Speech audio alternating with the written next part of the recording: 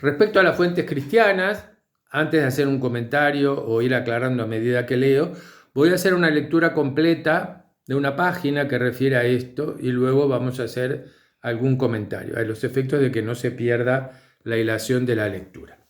Nos dice Johnson: cuando volvemos los ojos hacia las más antiguas fuentes cristianas, entramos en una terrorífica maraña de contradicciones.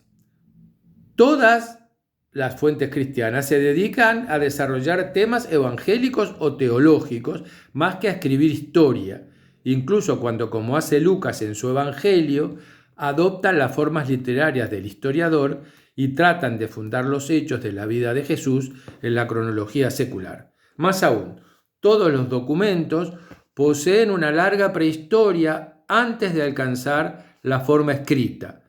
La evaluación de los mismos fue una fuente de profundo desconcierto para los cristianos reflexivos, incluso en las primeras décadas del siglo II y probablemente antes de esa fecha. Los enigmas comenzaron apenas un cristiano tuvo acceso a más de una versión o fuente, escritas u orales. Esta situación era cada vez más frecuente hacia las últimas décadas del siglo I, pues las versiones orales continuaron circulando mucho después de que aparecieran los primeros evangelios escritos, en las 2 décadas de los 60 a los 80, y que comenzaron a adoptar forma escrita bien entrado el siglo II. Por lo tanto, los documentos canónicos, sin hablar de los que luego fueron declarados apócrifos, se superponen parcialmente con los escritos más tempranos de los padres de la Iglesia. Son productos de la Iglesia temprana y son defectuosos en el sentido de que reflejan la controversia eclesiástica tanto como la motivación evangélica. Las dificultades de la reducción de las descripciones orales de conceptos misteriosos a la forma escrita y una diversidad de obstáculos lingüísticos. Por ejemplo, los 4 evangelios declarados canónicos fueron difundidos, pero no necesariamente escritos inicialmente en griego coloquial. Mateo casi seguramente fue traducido al hebreo, y los 4 evangelios fueron pensados en árabe o bien son transcripciones de relatos que usaba la lengua árabe en la circulación original, pero que utilizaban citas hebreas y en menor medida conceptos helénicos o helenizados. Las posibilidades de malentendido son infinitas. Más aún, no podemos suponer que los evangelios que tenemos reflejan las más antiguas tradiciones orales. El prólogo al Evangelio de Lucas aclara que se basa en anteriores versiones escritas, a su vez derivadas de las palabras de testigos oculares. Por lo tanto, Lucas es el tercero o incluso el 4º eslabón de una cadena que se remonta a 2 generaciones anteriores. El primer cristiano que comentó este problema fue Papías, obispo de Hierápolis, un hombre que se destacó en las primeras décadas del siglo II. El obispo Eusebio de Cesarea, historiador del siglo IV, gracias a cuyas compilaciones Papías ha llegado a nosotros, comenta irritado: es evidente que tenía un intelecto muy débil, refiriéndose a Papías, pero por lo menos, agrega Eusebio, en relación con este tema, sus palabras son sensatas. Y palabras textuales de Eusebio que dice: si se me acercara un hombre que hubiera sido partidario de los ancianos, yo preguntaría acerca de lo que dijeron los ancianos, lo que dijo Andrés, o Pedro, o Felipe, o Tomás, o Santiago, o Juan, o Mateo, u otro cualquiera de los discípulos del Señor, y lo que dice Aristión y Juan el Viejo, que también son discípulos del Señor, pues no creí que me aprovechase tanto el contenido de los libros como las manifestaciones de una voz viva y cierta. O sea que en efecto en tiempos de Papías el conocimiento de la autoría de los evangelios canónicos y el modo en que están compuestos ya es un tema confuso. Lo que él tiene que decir acerca de Marcos y Mateo es una tradición dudosa, pero nos ofrece una sugerencia útil en el sentido de que en esta etapa primera, la cadena oral, afectada por menos acechanzas, todavía era preferible a la escrita. Por la época en que Irineo, obispo de Lyon, escribe a finales del siglo II, la tradición oral había desaparecido ya por completo.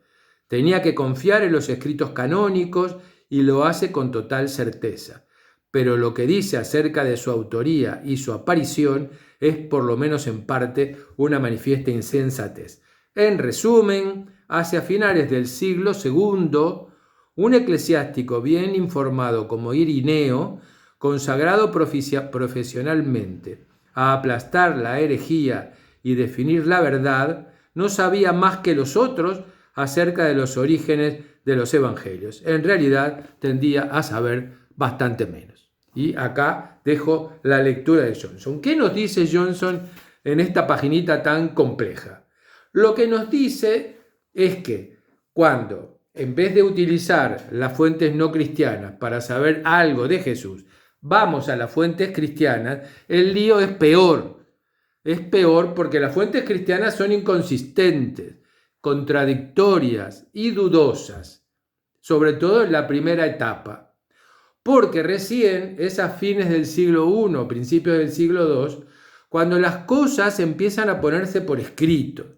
Si nosotros tenemos que Jesús realizó su tarea evangélica, pasó por la semana de pasión, muerte y resurrección, sobre el año 30, 33, nosotros tenemos que las primeras versiones escritas se escriben sobre el entorno del año 100. Hay 70 años de diferencia. Es como si nosotros nos pusiéramos a hablar y a escribir de la historia de nuestros abuelos o tatarabuelos, o bisabuelos, perdón, ¿verdad? Tenemos tradición oral de la familia, tenemos oídos, tenemos cuentos, a lo mejor hay alguna carta o algún documento del bisabuelo o del tatarabuelo, ¿verdad?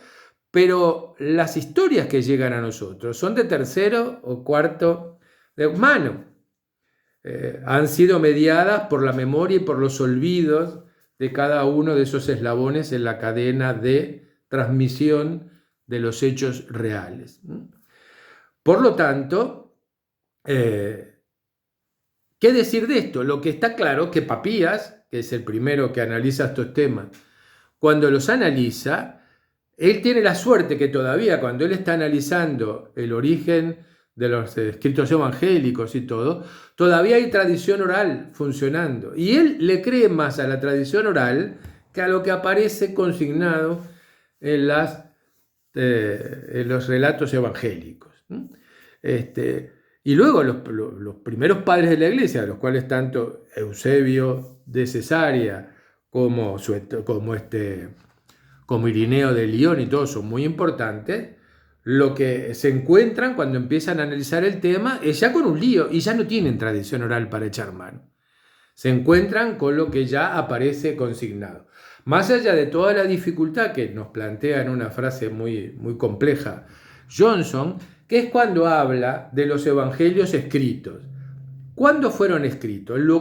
¿En qué idioma los escribieron? ¿En qué idioma se pensaron? ¿Y en qué idioma se volcaron oralmente? Lo cual ya crea un cóctel brutal, ¿verdad? Porque la palabra hablada, fíjense ustedes me están escuchando en español.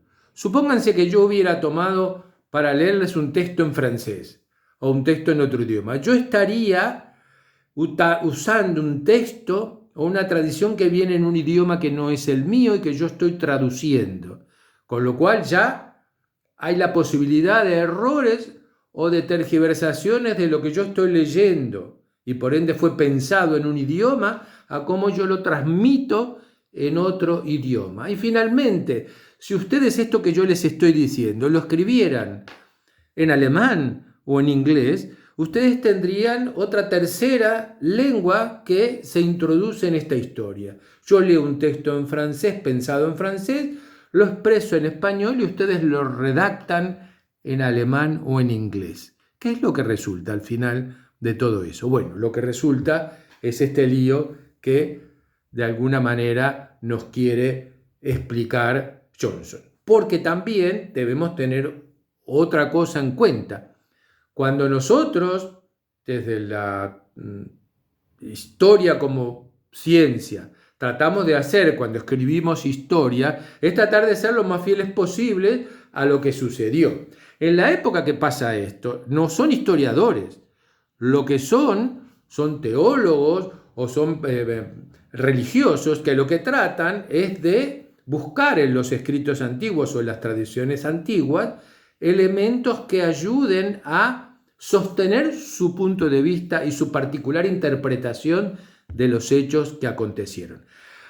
Durante muchísimos siglos fue tradicional, y fue tradicional en el pensamiento judío y luego en el cristiano y en todos los demás, fue normal que cualquiera que escribiera y traducía agregara sus opiniones personales, sacara del medio lo que no le gustaba de aquello que estaba utilizando como fuente y nos diera su propia interpretación, sin decir, oiga, esto es mi interpretación, o miren que saqué esto del señor que estoy leyendo y que me sirve de fuente. No, acá era totalmente válido el que los escritos y las tradiciones fueran manipuladas, ¿verdad? Fueran modificadas.